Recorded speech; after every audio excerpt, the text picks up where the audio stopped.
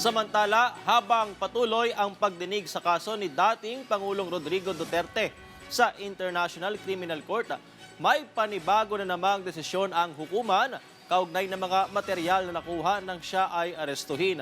Bahagyang pinagbigyan ng ICC ang kahilingan ng mga prosecutor pero may mga limitasyon din itong itinakda. Yan ang ulat ni Floyd Brents.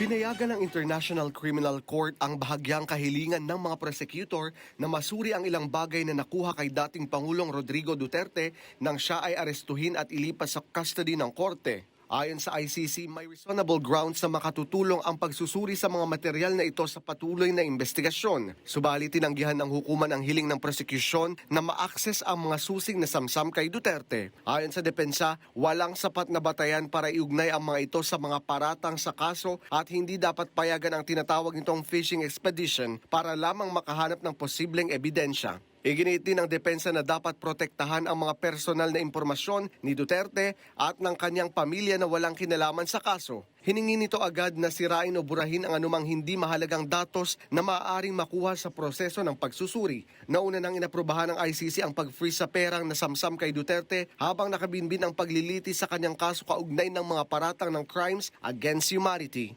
Floyd Brents para sa Bayan.